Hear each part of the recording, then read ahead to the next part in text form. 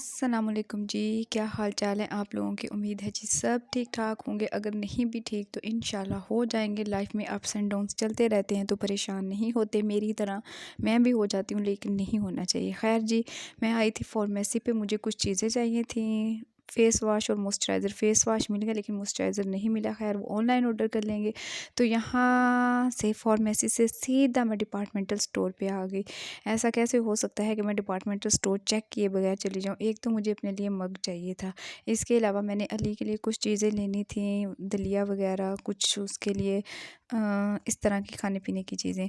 तो खैर जी, यहाँ पे मैं आ गई। यहाँ पे 3-4 चीज़ें और मेरी नज़र में आ गई। जैसे हम नज़र रख लेते हैं ना कि नेक्स्ट हमने ये चीज़ लेनी है, तो बस मैंने नज़र रख लिया, नेक्स्ट मैंने वो चीज़ें लेनी है। तो यहाँ से सीधा फिर डिपार्टमेंटल स्टोर से हम लोग आ गए जूस पीने के लिए। अच्छा जी, मेरे जूस पीने से ना मेरी सिस्टर को बहुत प्रॉब्लम है। वो कहती है तुम राह क्यों नहीं खाती। मैंने कहा अब मैं नहीं खा सकती तो नहीं खा सकती। वो कहती है राह खाने से इंसान को फाइबर मिलता है और उसके बेनिफिट्स मिलते हैं। मैंने कहा अब जैसे मैं खा सकती हूँ वैसे तो खाने दो मुझे। खैर जी, यहाँ पे मैं आ गई थी घर वापस, और घर वापस आने के बाद मैं सीधा छत पे आई। मैं धूप में बैठने की बहुत शौकीन हूँ, चाहे दिन में मुझे आधा घंटा क्यों ना मिले, मैंने धूप में लाजमी बैठना है। और आज तो मुझे बहुत ही मज़ा आया घर आके, क्योंकि अली रास्ते में आते हुए सो गया था, उसको कमरे में लटा के फिर मैं छत पे आराम से 1 घंटा लेटी रही हूँ। अच्छा जी, यहाँ पे मैं नीचे आई थी, कोई आंटी आई थी लीमू लेने के लिए, और उन्होंने तो मुझसे अपना शॉपर ही भरवा लिया। कोई आधा किलो के करीब उन्होंने ना मुझसे लीमू अपने उतरवा लिए। यहाँ से भी उतार दो बेटा, यहाँ से भी उतार दो। मैंने सारे उतार के दे दिए। खैर हम कुछ कहते नहीं हैं, लोग लेके जाते, लेकिन उन्होंने तो बिल्कुल ही कहा कि बस मेरा पूरा शॉपर ना फिल कर दो। अब जो लीमू है ना वो ऊपर ऊपर की तरफ ज़्यादा है, ये किसी को कह के अब उतरवाने पड़ेंगे, क्योंकि अब नीचे की तरफ से ख़त्म हो गया। अब हाथ ऊपर नहीं जाता, ये देखें। और काफ़ी येलो भी हो गया। अब तो वैसे भी रमज़ान आ रहा है, उनमें काफ़ी यूज़ होंगे ये। अच्छा ये शाम का टाइम है और यहाँ पे बन रही थी फ्राइज़ की। हमारे घर में मेरे ब्रदर इन लॉ और बाकी सब भी शौकीन है। मैं इतनी शौकीन नहीं हूँ, मैं बहुत कम खाती हूँ ये फ्राइज़ वगैरह इस तरह की चीज़ें। तो यहाँ पे जी सिंपल पोटैटो जो है वो कट किए थे। अच्छा वो जो पोटैटो कट करने के लिए टूल बना हुआ ना, मेरे हिसाब से तो वो फेल है। वो किसी भी तरह से जो है ना इनको इस शेप में कट नहीं करता, फिंगर फ्राइज़ की शेप में। और वो हमने हर तरीके से यूज़ करके देख लिया। अगर आपको कोई उसका और तरीका पता है तो मुझे कमेंट सेक्शन में लाजमी बताइएगा। यहाँ पे जी नॉर्मल वही स्पाइसेस जो जाते हैं, हल्का बेसन रखें ना अगर फ्राइज़ में तो ज़्यादा जी क्रिस्पी बनती हैं। अगर बहुत ज़्यादा बेसन लगा लें ना फिर सिर्फ वो पकौड़ों की तरह बन जाती है, जैसे हमने आलू के पकौड़े बनाए हो। तो यहाँ पे बहुत ही कम, मैंने 2 से 3 टेबल स्पून के करीब बेसन लिया, नमक, सुरख कुटी हुई मिर्च और ज़ीरा काफ़ी सारा डाल के बस इसको अब मैंने तेल फ्राई होने के लिए रख दिया था। जैसे ही फ्राई होने के लिए नहीं, गर्म होने के लिए रख दिया था। और इधर मैंने पेड़े करने स्टार्ट कर दिए थे। ये काम मैंने फिर ज़नैरा के सपुर्द कर दिया, उसको मिक्सिंग शिक्सिंग करके मैंने दे दी थी। मैंने कहा अब तुम फ्राइज़ बना लो, मैं जल्दी से रोटियाँ डालूँ, क्योंकि टाइम यहाँ पे 5:30 पौने 6 का हो रहा था और इस टाइम पे मैं रोटियाँ बना लेती हूँ। फिर 7 बजे तक सब जो है ना हम लोग खाना खा लेते हैं। जी आज जब मैं ये व्लॉग बना रही हूँ तो आज 14 फ़ेब है, तो इससे रेलेवेंट मैंने एक बात करनी थी। यार देखो, मेरे हिसाब से क्या पूरी दुनिया के हिसाब से जिससे मर्ज़ी पूछ लो, आपसे जो है ना स्पेशली मैं लड़कियों से कह रही हूँ, लड़कों का कुछ भी नहीं जाता। 14 फ़ेब बहुत सारे लोगों को पता होगा, मुझे बताने की ज़रूरत नहीं है कि किस से मंसूब किया जाता है।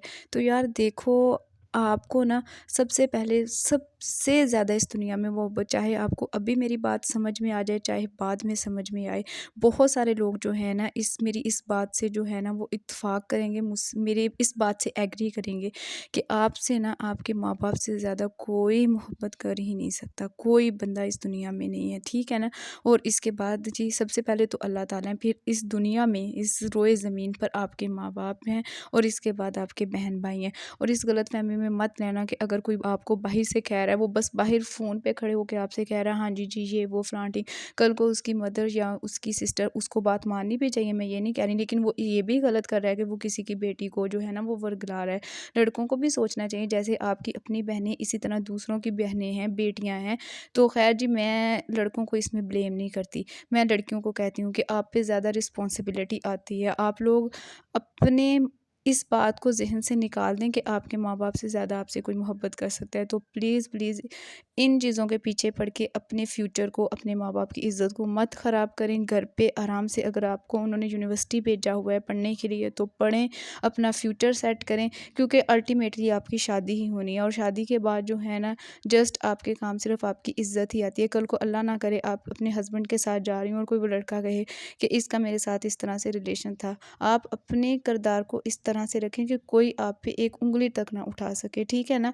मैं भी यूनिवर्सिटी से पढ़ के आई हूँ, मैं आपके साथ एक्सपीरियंस शेयर कर देती हूँ कि लड़के पहले लड़कियाँ आती हैं, बड़ा खुश होते हैं, ये वो, बाद में वो जो लड़कियाँ उनके साथ बातचीत कर रही होती हैं ना, अपने फ्रेंड्स के साथ खड़े होकर डायरेक्ट कॉल करते हैं और मजाक बना रहे होते हैं उनका, हाँ जी ये वो। तो प्लीज़ इन चीज़ों से निकलें और सिर्फ अपने माँ बाप के साथ जो है ना वो सिंसियर रहें, उनके अपनी मदर के साथ घर में काम में हाथ बटाएं, अपनी स्टडी पे तवज्जो दें।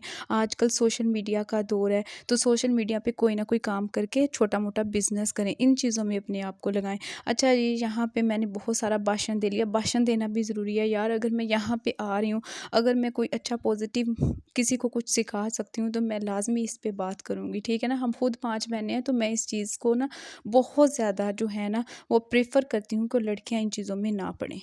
खैर जी, अब मैं जाते-जाते आप लोगों से अपनी शॉपिंग भी शेयर करती जाती हूँ। ये हिबाज़ का जो है वो बॉडी स्प्रे है, ये मैं आपको इसका रिव्यू भी शेयर कर देती हूँ क्योंकि मैंने ये यूज़ की हैं, अब सारी चीज़ें काफ़ी ज़्यादा यूज़ कर ली हैं। ये इनका फेस वॉश है, दोनों बेस्ट है, मेरी तरफ से रिकमेंड है। जो इनका बॉडी स्प्रे है वो भी लॉन्ग लास्टिंग है, इसके अलावा फेस वॉश भी आपके चेहरे को बहुत अच्छे तरीके से क्लीन करता है, डर्ट रिमूव करता है। और ये गोल्डन पल का लोशन भी रिकमेंड है। एक तो इसकी फ्रेगनेंस बहुत अच्छी है, लाइट सी, दूसरा ये बहुत अच्छे से हैंड्स को मॉइस्चराइज़ करता है। ये फिर टिंकर रेज़र जो है ना वो मैं हर 15 डेज़ बाद चेंज कर देती हूँ। इसके अलावा ये लेबेलो का मैंने लिप बाम लिया था।